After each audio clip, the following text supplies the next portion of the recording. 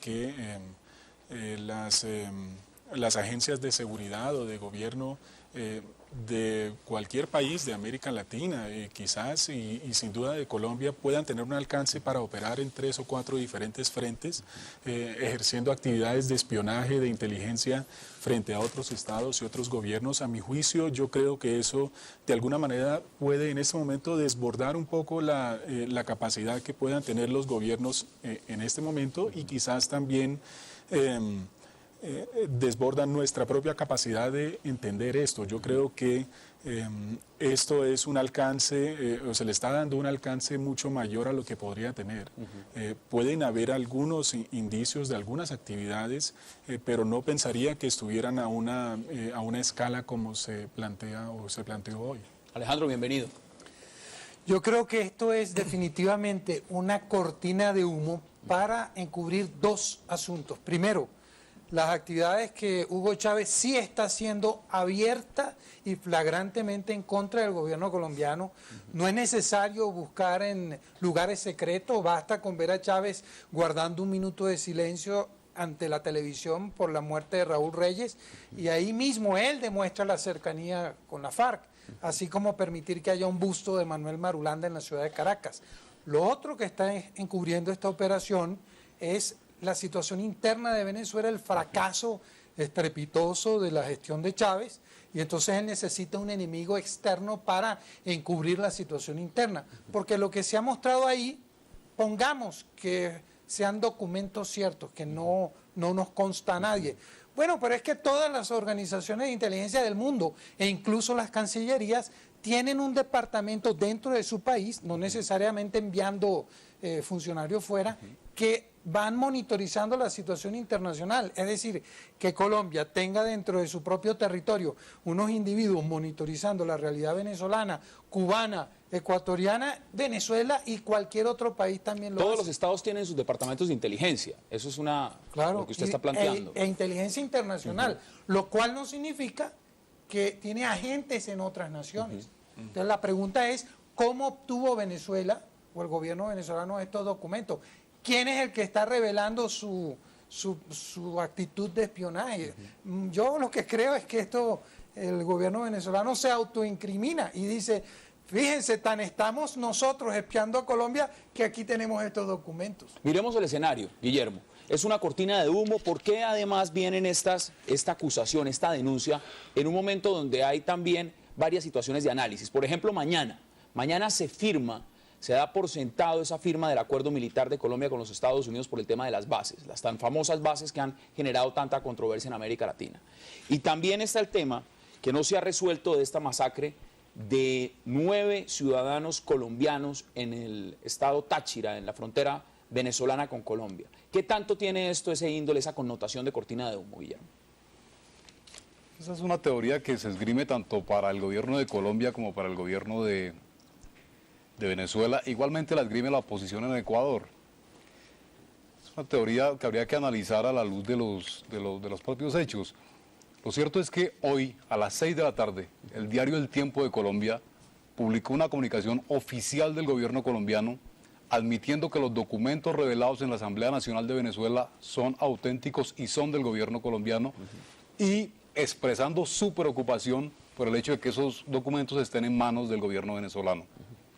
Pero el contenido de esos documentos revela operaciones de espionaje activo del Departamento Administrativo de Seguridad, que no es una organización del mejor prestigio en Colombia, que está fuertemente cuestionada, de la cual se ha llegado incluso a reclamar por parte de la mayor parte de los sectores políticos su supresión, porque ha realizado toda clase de actividades ilegales en Colombia. Es innegable que ha pasado escándalo tras escándalo. Ha llegado incluso a espiar, a intervenir, a hostigar a magistrados de la Corte Suprema de Justicia en Colombia.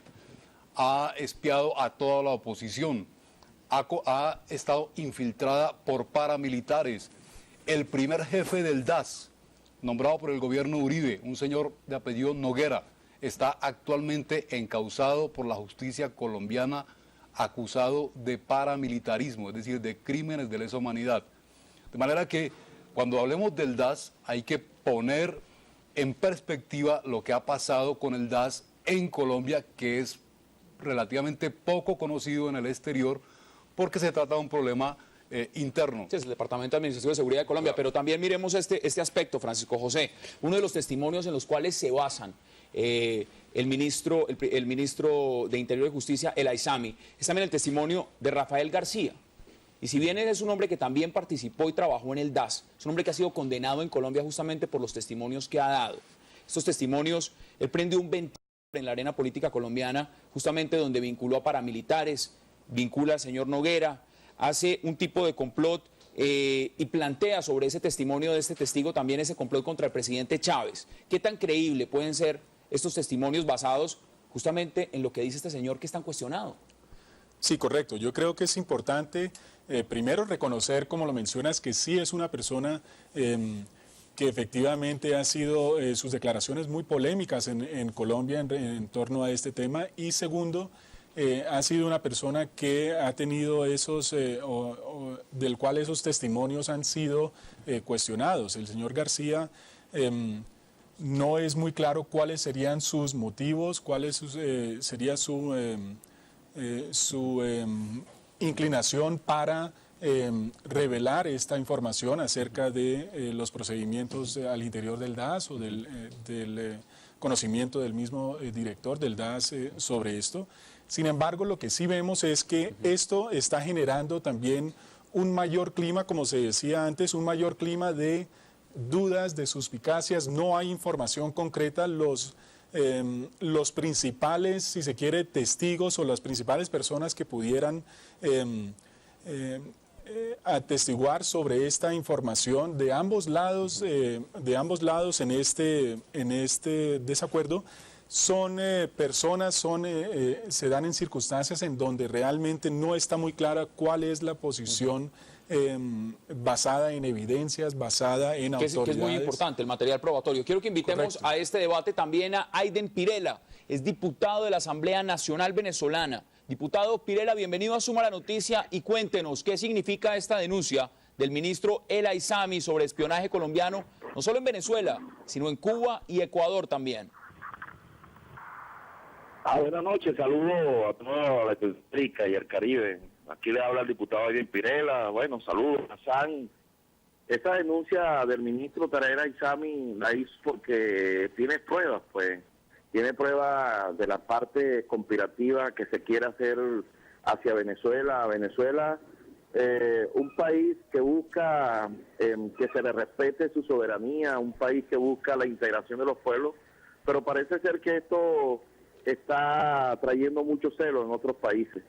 Yo quisiera decir que nosotros no tenemos nada contra el pueblo colombiano.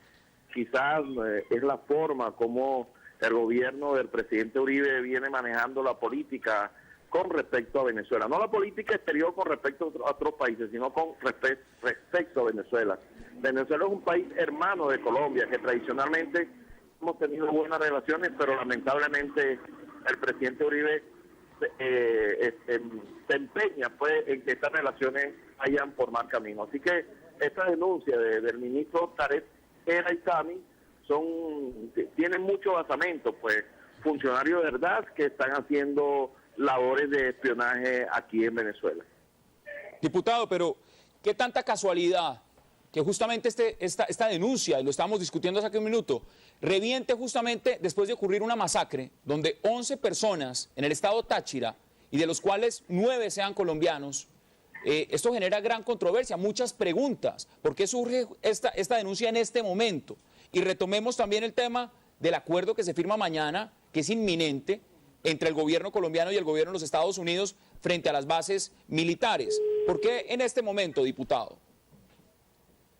Bueno, mira, los hechos ocurren, las casualidades existen. Hubo un problema fronterizo, unos muchachos jóvenes que fueron masacrados, fueron asesinados, y ahí están, pues se está investigando, porque así como tú dices que por qué tanta casualidad, yo puedo decir también por qué tanta casualidad que eran 9 colombianos, un peruano y el